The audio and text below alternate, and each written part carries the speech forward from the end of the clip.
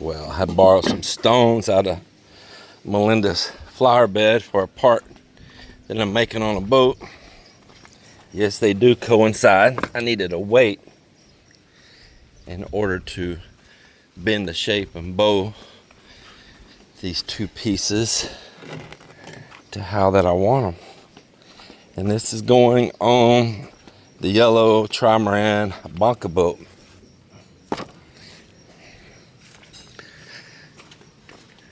Yep. Made these yesterday. I'll show you here in just a second. A little walking around and talking at the same time.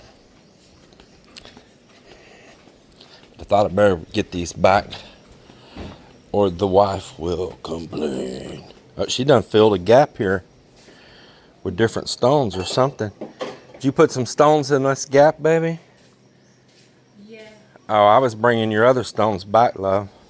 That color white over there, you think it's back there? I'll let you do it later. I don't remember now how it was. I see where the other one goes.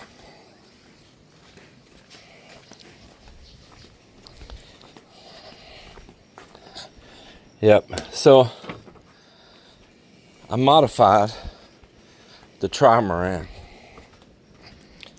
You know, little trial and error, and we'll talk about it here in just a minute. Not sure where she had this one either. She'll move it. She don't like what I did. She'll move it. Yeah, on the trimaran, I ripped off part of the work that I did. And I know you're probably going to think that's crazy. And that's okay. I'm crazy. It's okay. Just picture it like SpaceX. Picture it like SpaceX down at Starbase, Texas. They are building different versions of a Starship rocket, and they test it, and they say, okay, well, this didn't work, that didn't work, this needs improvement, this needs, this and this and this. And then what do? They make a new iteration of it, and they make more improvements. And then they test that, and that's part of their rapid development. Now, I'm not changing the world, I'm not rocket science here, but it's still underneath the same premise, though, that if you do something, not everything you're going to do is going to work out perfect. Or even if it was acceptable to some people, maybe it's not really what you wanted. Because I could have used this boat just as it was, but it wasn't going to be as functional as I want it to be. I'm going to explain all that to you, and we're going to pick up on this after I've already been doing a bunch of work. So, building these pieces here. Got little curves in them there. All that's for a reason. And let's take it out here and I'll show you.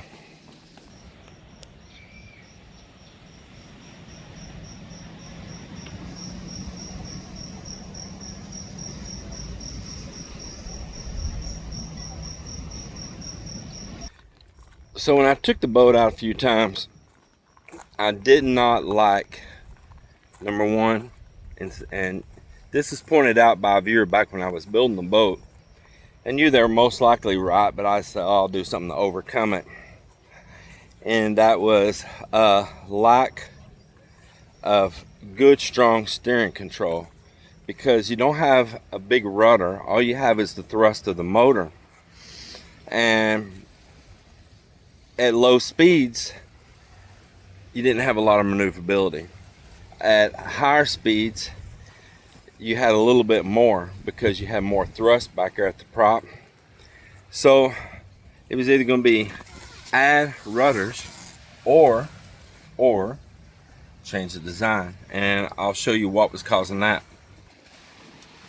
With these pontoons down into the water, that is like trying to turn 3 boats at one time, because this pontoon's like a boat, the other pontoon's like a boat, and you're trying to make all of that turn all the way down through there in the water, to where if you just had this one single hull right here, it's not as hard for it to turn.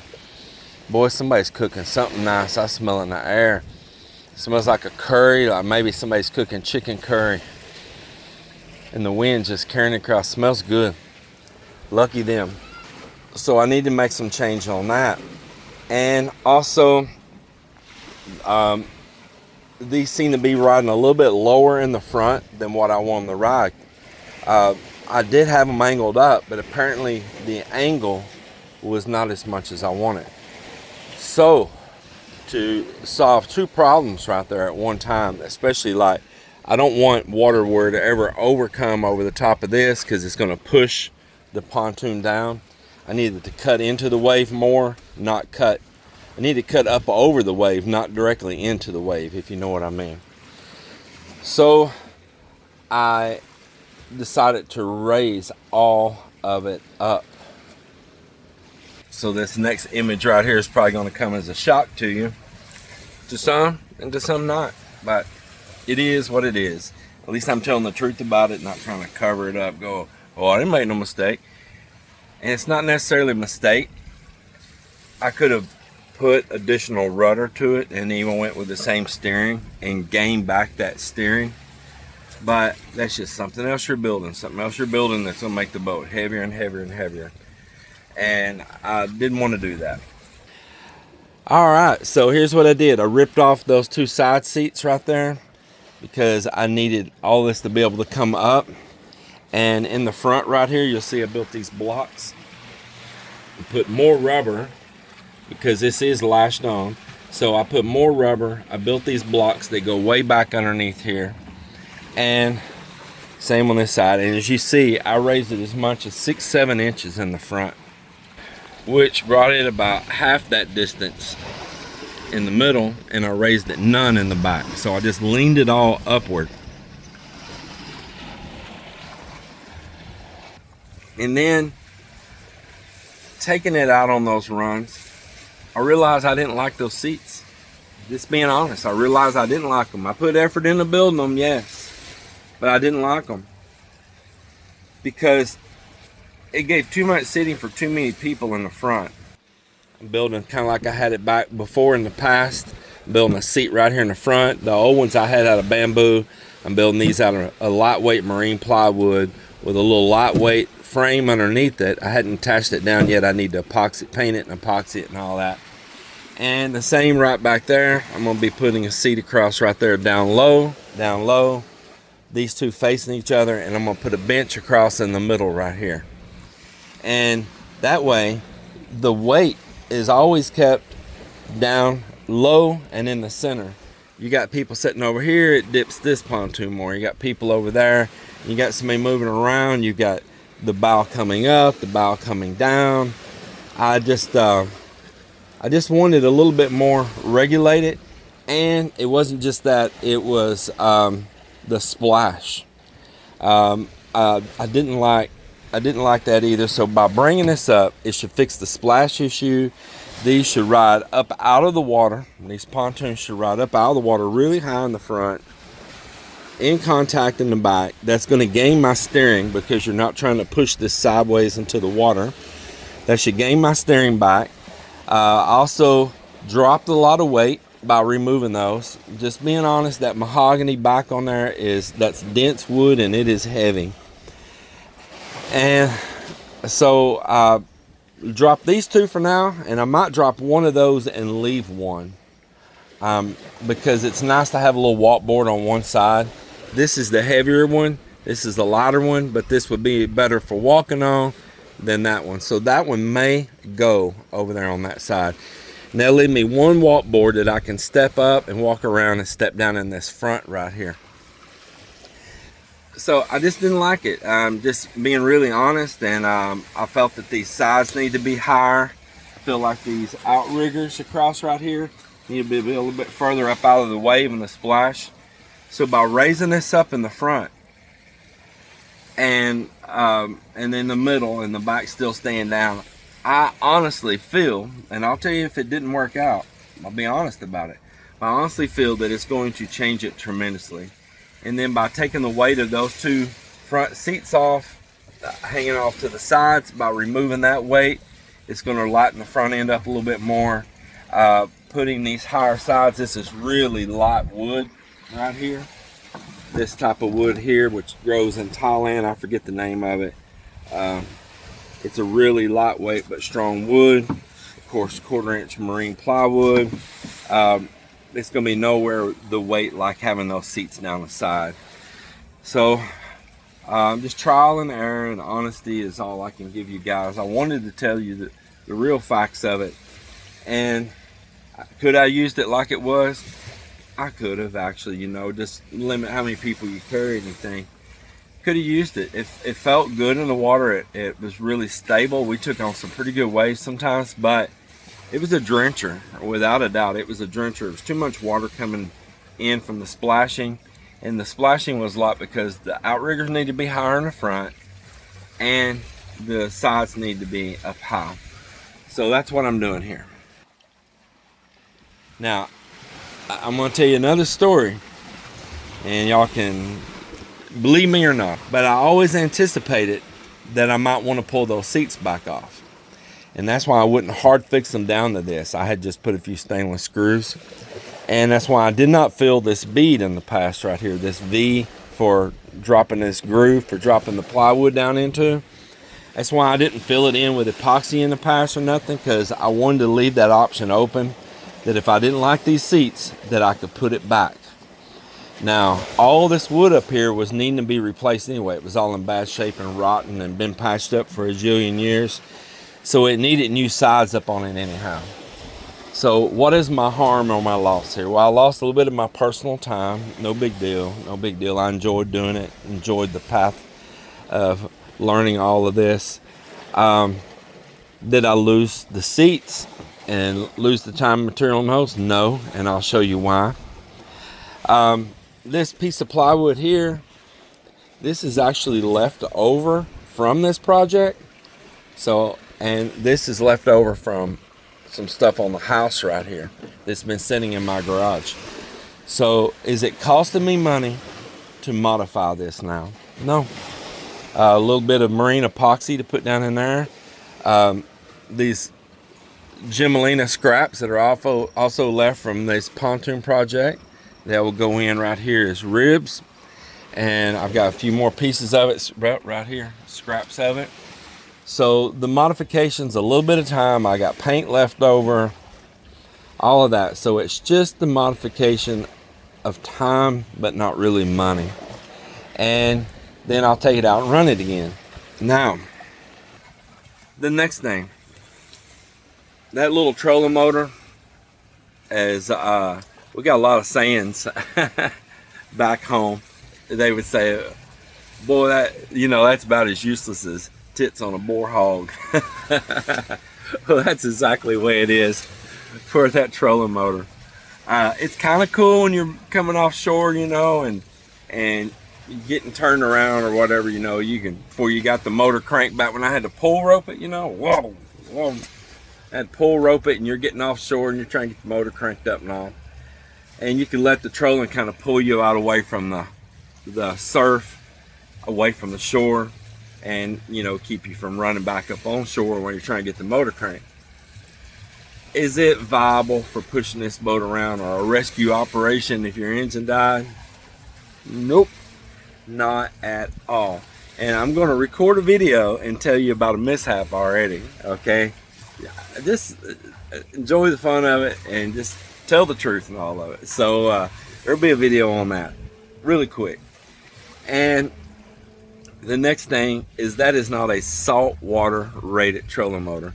That trolling motor was in my brother's garage when we cleaned this place up after he left this world. And I threw it in a ballot bottom box and sent it over here. It said, oh, it'd be fun just to play with. And it didn't take up much room in a box, so it wasn't no big deal. But it's not saltwater rated. And I'm really seeing rust showing up on the motor down there. Now, it works without a doubt. And man, on my little dinghy boat, that little sailing dinghy, it works really good on there. So it'll probably get repainted on the motor down there really good to combat from salt. And it's not going to be on this boat. Don't even know if it'll be on the dinghy boat. I just don't even know. It might become decoration around here. Who knows? But it's useless to be on this boat. Then let's talk about the battery. The battery that I put on here, is really heavy. It's like a commercial grade battery with those really good heavy lead plates in it. It's kind of like back in the United States, you could go to Napa Auto Parts. You can buy a Napa battery, and that sucker is like a big old chunk of concrete. Or you can go to Walmart and you can buy one that's featherweight, light. They're the same dimensions, same voltage, but it's all in the durability, the longevity, how the plates are made in there, just quality. Well, this is a quality battery, but it is a heavy battery. And it's big enough for, cranking, big diesel motors and, cars and all that. It didn't need that for a little 2-cylinder outboard. And I need more of a battery like the size of a lawnmower battery. And why? Because there is probably a difference in weight of 5 times. It absolutely is. I mean, like a large motorcycle battery. That's more what I need. And that's probably what I'm going to change to. And the fact is that even if I run that battery down, I still have the pull rope. And it works. And I've already had to use it because I already had even the big battery. I didn't disconnect the power from the battery. And kids flipped light switches on. And I went out and I didn't notice it at night. I hadn't been out. And sure enough, they'd been on for 2 days and the battery was drained. Well, no problem. I just got back there and, I turned the key on so it would have spark and reach right back there and fired it right off with the pull rope. And in just a little bit with the motor running, the battery was back up charged. So same thing with a small one. The main thing is I need to put a disconnect so that I'm not having to manually remove the post on a battery all the time. That's going to wear the post out.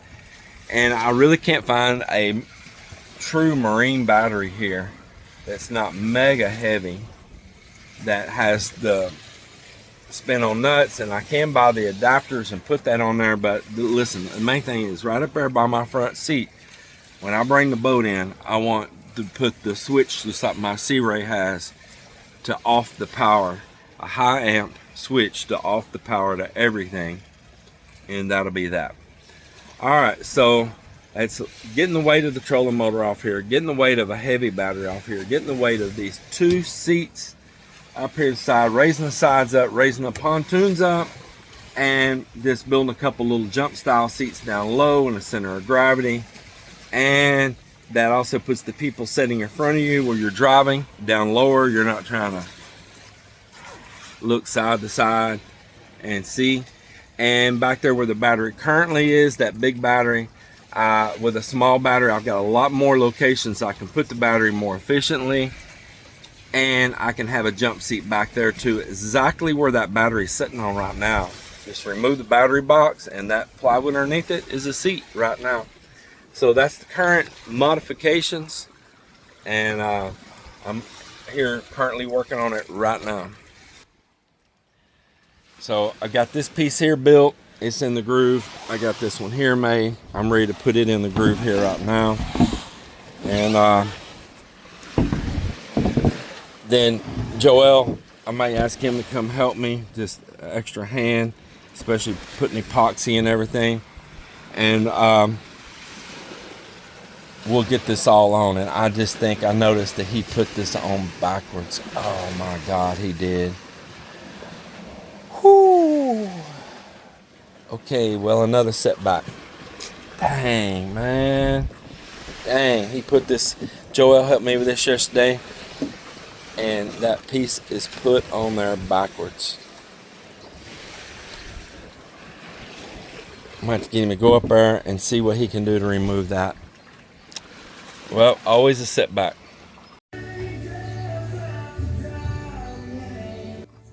Good morning. Melinda's honky tonking. Honky tonk Melinda. If y'all don't know what honky tonk is, just do a little research, all right? Or what a honky tonk is. It's funny. Feel like all we need is a little sawdust on the dance floor. We'll try to make more headway on this today and kind of work between 2 or 3 different projects him and I got going right now, according to where the sun's at and how hot it is. But we did put a tarp over this project. So you got the little ribs on the side here yesterday and epoxied, and putting this side here on right now. Have you already put epoxy in the groove? Not yet. You just test fitting it. All right, well, let me help you here. All right, just got that one slid in there. It's got a bead of epoxy underneath it, and we hammered it down into it. So I sent Joel get me 2 more clamps like I have here to hold this while we push the middle out like we did over on that one. And we'll put this up here and we'll pull out, and we'll drive a nail down right there and hold that bowed shape while we put in these small blocks, and we'll let it sit here and rest like that. Then eventually we'll get a little bit more material here that'll hold it on and give it good strength. The original sides on this boat like this, they were always really loose and floppy, man. And then when they got a little bit, worn out and kind of rotten and all too, man, they were super bad. And I want to make sure I build these back good and strong. So far, everything's going good. These blocks are thicker than what was originally there because they try to make them really thin like this. But I want them thick to give it more support.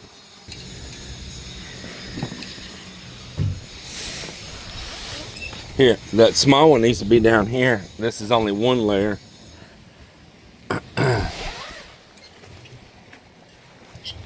And there it is. Is it enough or need more?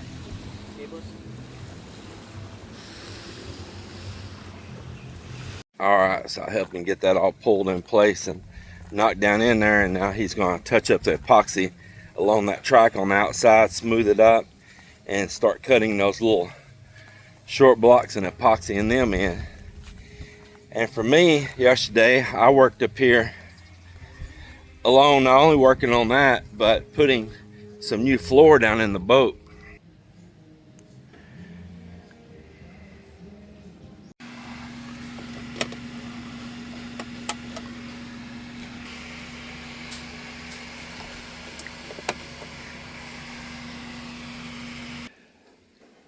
So there it is. Now I've got to come in here and glass more. I didn't get the edges completely tabbed, so I had a wood block wedged in right there in one place, putting pressure down against that foam so that I could tab all the rest of that in. And then once I got it done, I knock that little wood block out and I'll fill that gap. And I've got something to do over on this side, but I needed to get in here and remove this carpet. I failed to do it in advance. Of course, I've already ripped it out over here, and so what's the sense having it if you're not going to have it matching side to side? Hello everyone, it's the end of the day. Today is Friday, so it's end of the weekdays. So the Bangka is going to get a lot of repainting and touch-up done after a little modifications, but we're going also back this time with bigger nylon. This was what size on this one, Miller? 200.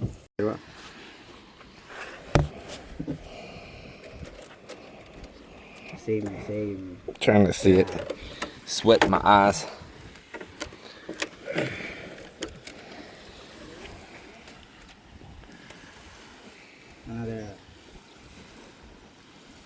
Another again. Yeah.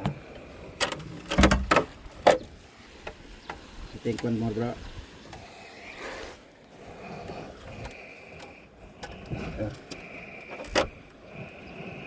One more. Okay. No plier, bro? No, just these cutters. I don't have no plier. But you can probably grab it with them, though.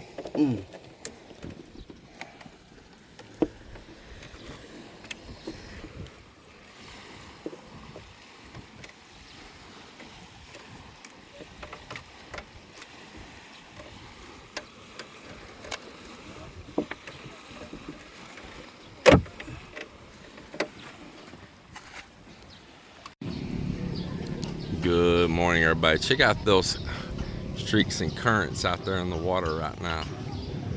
Look at that. Isn't that wild? A little wind kicking up. And we're gonna have a little morning storm. Everybody's bringing their boats in.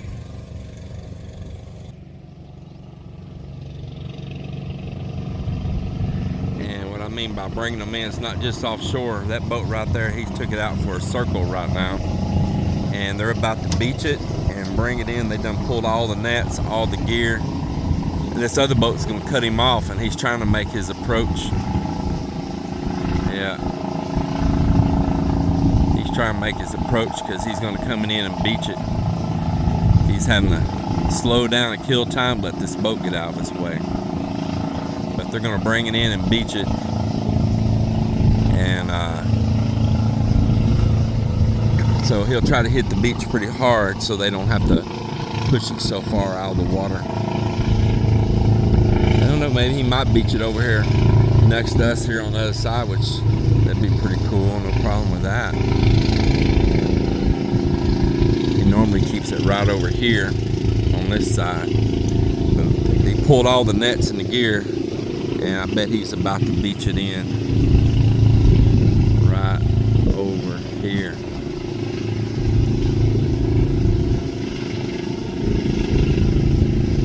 Because storm season is upon us, and that's a pretty big boat. That boat's probably about 42 to 44 feet long tip to tip. May not look like it, but it is. Yeah, he's starting straight, so he's going to come in over that right now, and they're going to bring it on in. Let me step over here.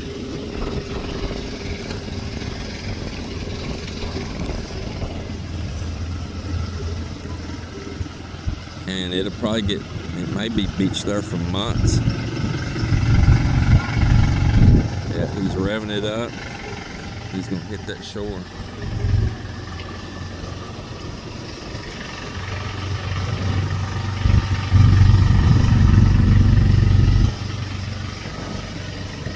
Well, I couldn't catch it all, but I'll hear it. There it is.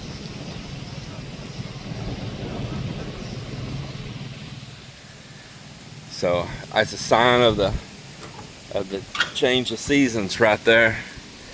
And they bring all the big boats in, beach them. He pulled all the nets this morning and all. So, because this is all a sign of the change of the seasons.